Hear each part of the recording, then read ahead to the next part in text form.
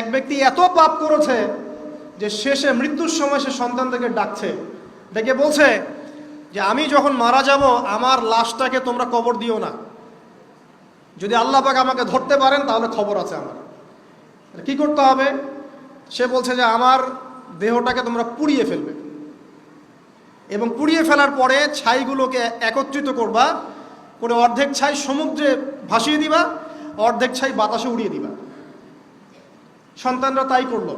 মৃত্যুর পর আল্লাহ পাক এই সমুদ্র এবং জমিনকে বাতাসকে আদেশ করলেন যে তোমরা ছাই জড়ো করে দাও। আর মানুষ আর জিন আল্লাহর কথা না শুনলেও এই প্রকৃতি আল্লাহ পাকের কথা শোনে। বিজ্ঞান বলে প্রকৃতি থেকে সব হচ্ছে। কি প্রকৃতি? প্রকৃতি কি, কাকে বলে? মানুষকে আল্লাহর ইবাদতকে বাদ দিয়ে প্রকৃতি পূজায় নিয়ে গেছে।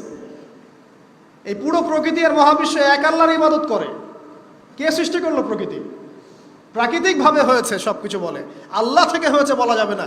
বললে আপনি মৌলবাদী হয়ে যাবেন। আল্লাহ শব্দ ইউজ করলে আপনি মৌলবাদী হয়ে যাবেন। ধর্মতাত্ত্বিক শব্দগুলোকে আস্তে আস্তে উঠিয়ে দেওয়া হয়েছে। দেখবেন যুক্তি, বিজ্ঞান, দার্শনিক শব্দগুলোকে আনা হয়েছে। এটাও টেকনিক্যালি করা হয়েছে। কোনো সেকুলার মিডিয়াতে আপনি দেখবেন না ইনশাআল্লাহ বলছে। ইনশাআল্লাহ প্রমাণ করবে যে আপনি আস্তিক না নাস্তিক। তো প্রকৃতিকে আল্লাহ পাক আদেশ করলেন এই সমুদ্র ছাই জড়ো করো, এই বাতাস ছাই জড়ো করো। তারা ছাই জড়ো করে দিল। এই ব্যক্তিকে বলা হচ্ছে তুমি জীবিত করে আল্লাহ পাক বলছেন তুমি যে এই কাজটা করেছিলে, লিমা ফাআলতা হাদা, তুমি এই কাজটা কেন করেছো? তখন এই ব্যক্তি উত্তর দিচ্ছে মিন খাশিয়াতিকা ইয়া রাব্বি ওয়া আনতা আ'লাম। হে আল্লাহ, আমি আমার বুঝে যা এসেছে আপনার ভয়েই আমি এই কাজটা করেছি, আর আপনি খুব ভালো করেই জানেন যে আমি আপনার ভয়ে করেছি নাকি অন্য কোনো কারণে করেছি। মানে আপনি আমার মনের কথা জানেন। আল্লাহ পাক তাকে মাফ করে দিলেন। আপনাদেরকে আমি সেই ব্যভিচারী মহিলার কথাও মনে করাই, যে ছিল একজন প্রস্টিটিউট মহিলা, পতিতা, যেটা আমরা বলি সমাজের ভাষায়। যদিও এখন নতুন শব্দ এসেছে সেক্স ওয়ার্কার বা যৌনকর্মী, এবং এগুলোকে আমরা এখন প্রমোট করছি। আমরা এখন অশ্লীলতাকে প্রমোট করছি। এই কথা বলতে আমাদের বুক কাঁপা উচিত নয় যে আমরা এখন অশ্লীলতাকে প্রমোট করছি। আমরা এখন কাপড় খোলার সংস্কৃতির দিকে যাচ্ছি। যে কাপড় খুলে দিয়েছিল ইবলিস। ইবলিস আমাদের বাবা মার কাপড় জান্নাতে খুলে দিয়েছিল, এটা কি জানেন? ফল খাওয়ার পরে এই ফল খেতে কে প্রলুব্ধ করেছে? ইবলিস।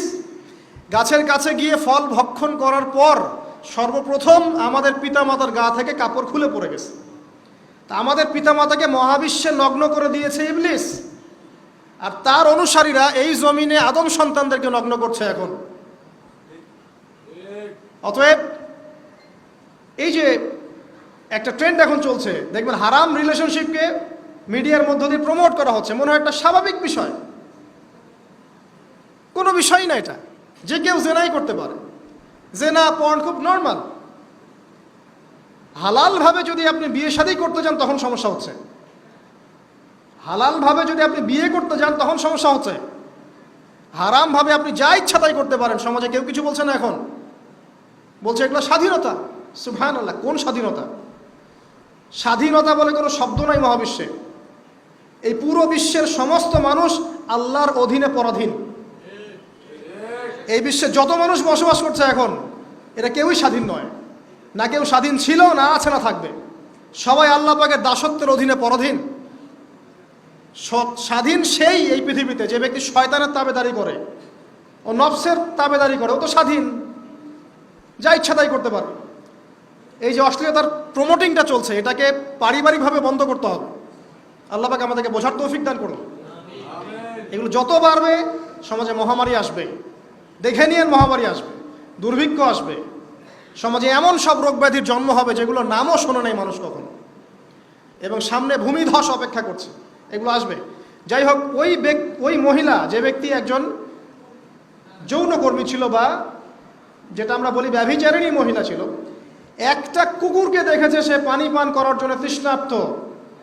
সে এটাতে মায়া করে, দয়া করে তার মোজাটাকে নামিয়ে এই কূপ থেকে পানি উঠিয়ে কুকুরকে পান করিয়েছে।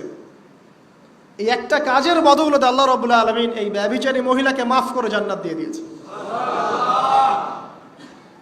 হাদিস এটাও এসেছে, নবী সাল্লাল্লাহু আলাইহি ওয়াসাল্লাম বলেছেন, ইরহামু মান ফিল আরদ, তোমরা সবাই জমিনবাসীর প্রতি রহম করো।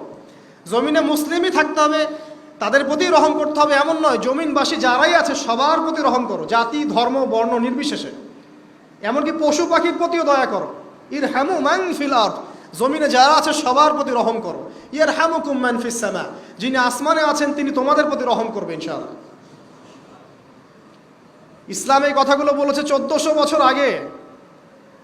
আজকের এই বিশ্বে, সোকল্ড এই মডার্ন বিশ্বে, যেখানে মানুষের রক্তের কোনো দাম নাই, সেখানে ইসলাম পশু পাখির অধিকার নিয়ে কথা বলেছে 1400 বছর আগে। কাদেরকে কি শেখাতে আসেন? কোরআন এবং সুন্নাহর বাইরে অভ্রান্ত সত্যের কোনো উৎস আছে? এখানে যা আছে তাই চূড়ান্ত।